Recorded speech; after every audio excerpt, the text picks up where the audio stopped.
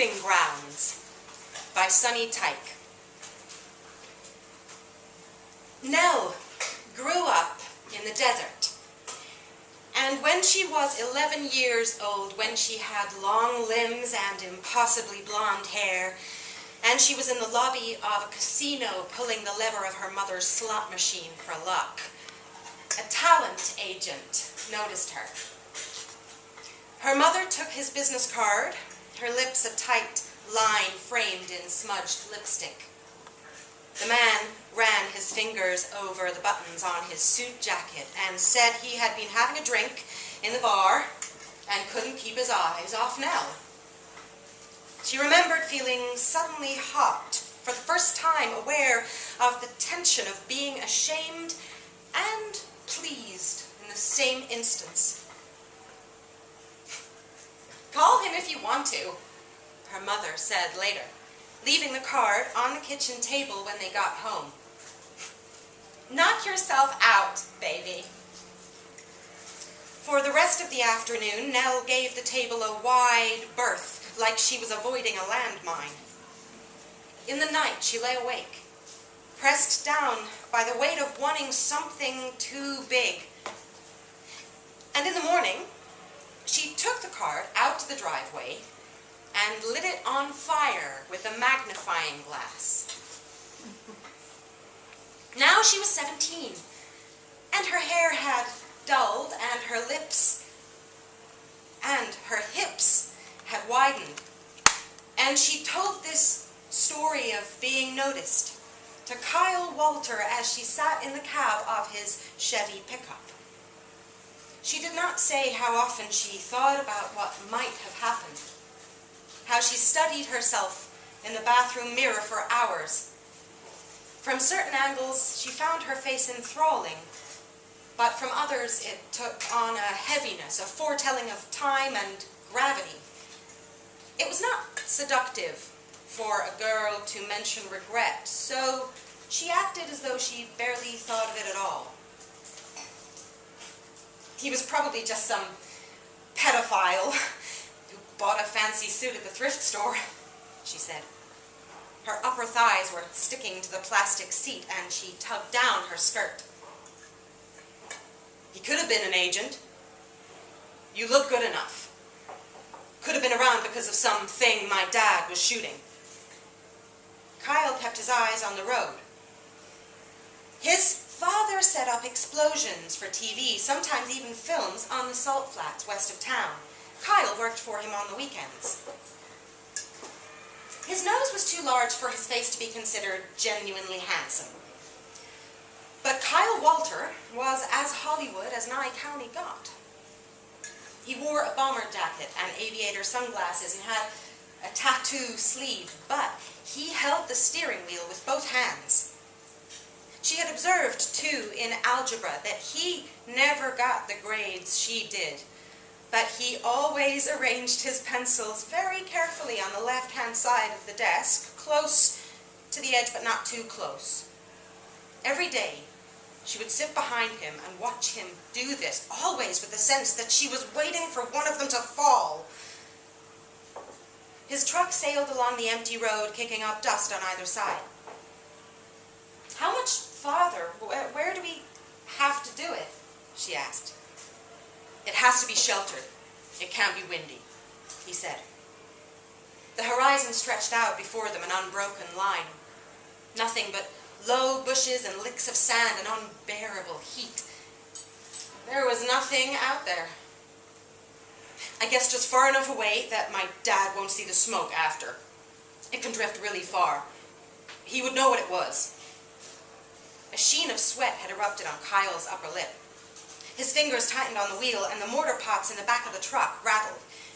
Mortar pots were used to control the direction of the blast. She uncrossed and recrossed her legs, leaned her head against the window, and imagined what the explosion would be like.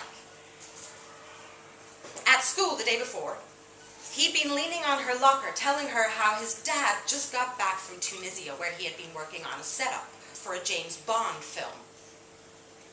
"The biggest one that's ever been done."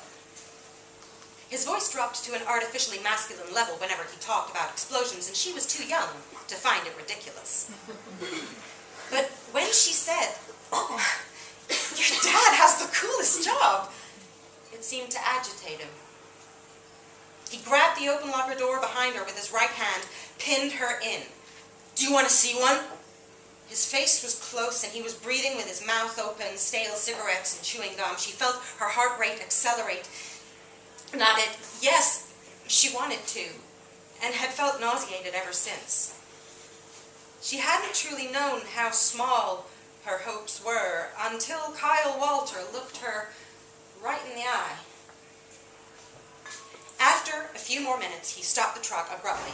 No shelter in sight, save a small, lone boulder that seemed to have been dropped from the sky. He got out of the truck and stood for a moment looking around, working his square jaw on the wad of gum in his mouth. Yeah. Here should be good. They began unloading the truck. Kyle let her carry the 2 sheets of corkboard, but would allow her to touch nothing else. Most of the rest of the contents were mysterious to her. There were some green containers that Kyle heaved off the flatbed, only the slight grimace on his face betraying their weight. There were bags of sand and concrete, and canisters of gasoline.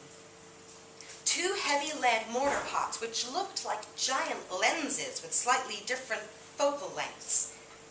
Kyle deposited all these things into a pile and stood looking over it. "Yeah, here.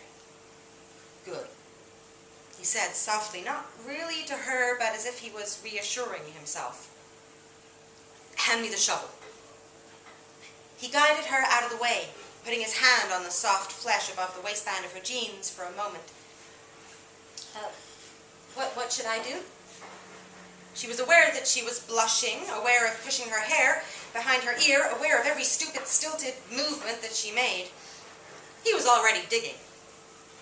"Relax. Turn on the radio. The keys are in it." She went back to the cab of the truck and turned the keys. The tinny sound of top 40 hits became abstract as it bled into the afternoon heat.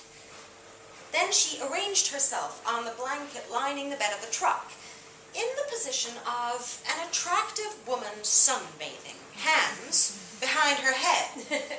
It was important that it look like her eyes were closed, that her only interest was in tanning, but behind her sunglasses she watched him very carefully, willing her mind to film every detail so that she could play it back over and over for herself later in the darkness of her bedroom. He dug a shallow hole and plugged it with one of the mortar pots. He spent what seemed like hours winding masking tape around a small package of newspapers, sorting through wires in one of the green containers, placing things carefully in the pot and stepping back to survey what he had just done. When the mortar pot was full, he started breaking apart one of the sheets of corkboard, kicking it through with the heel of his motorcycle boot, and then he arranged the pieces on top, slowly, almost tenderly. When it was finished, he stood looking at the contents of the pot with his hands on his hips for an excessive amount of time, and she wondered if there was something wrong. If sometimes you had to arrange every last domino before you could see that you didn't want to push them over at all. Moved by an unexpected desperation, she rose from the bed of the truck and went to him. She stood very close, placing her hand on his arm. She was almost as tall as he was, so when she said, "Is it ready?" she breathed right on his ear. His sunglasses were dark. He stooped and picked up a spool of wire. The end of it snaked out at the pile of explosives. "This is the fuse," he said, placing the spool in her hands. He got in the cab, told her to get in the back, and then he inched the truck away. She held the handles on the side of the spool, and it unwound unevenly, resisting until the force of being pulled overwhelmed it, and it relented, jerking through a full turn. When they were a dozen yards back, Kyle stopped driving and emerged from the cab with one last green container which he placed on the bed of the truck. You scared? He was suddenly playful, and he pulled her towards him by the feet. This is the debt box, he explained, busying himself with attaching the wire to a fuse inside the green box, which contained a console with several buttons and levers. He showed her the 3 buttons that needed to be pressed to detonate the explosion. "Don't touch them," he said, suddenly sharp, as if in that moment her hand had been reaching up when in fact they both remained at her sides. "No civilians. Sometimes even the directors want to push the button, but Dad doesn't allow it. It isn't safe." Okay, he said. "You should cover your ears. I'm gonna do it now." "Okay." "Ready?" The only answer was a slight echo carried back by a feeble gust of wind. "Action!" With one hand he held hers, and with the other he pushed the 3 buttons on the debt box. There was a long beat during which nothing happened, although afterwards she wondered if it was simply her anticipation stretching out time.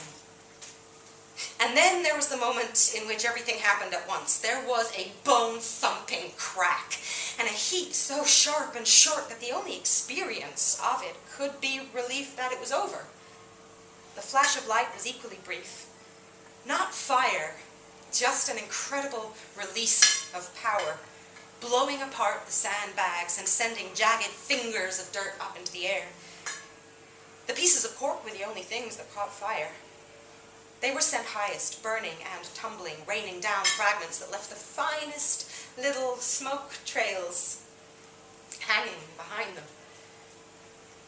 It happened too fast, all in an instant. It was more than she had expected, and it was less. "It was loud," she said, feeling inadequate. He released her hand. He looked smaller now, like a disappointed child shrinking in on himself. "They look bigger in slow motion. I'll make one with gasoline this time. It's more dangerous." He sounded angry, and he was already walking away, back to the mortar pot. "Kyle, don't be stupid," she said, but she didn't really try to stop him. This time he worked faster, not placing things as he had before, but tossing them in, moving on to the next thing carelessly. When he was finished, he crouched above the new setup he had made and fiddled with the wire for a few moments. She did not sit back in the truck bed. She stood and watched him with a growing pity. She too had grown up in the emptiness of the desert and knew what it meant to look out and find nothing looking back at you. Later, she could not exactly say why she had done it, but when Kyle stood and had only just begun jogging back, she reached down and pressed the buttons of the detonation box. 1, 2, 3.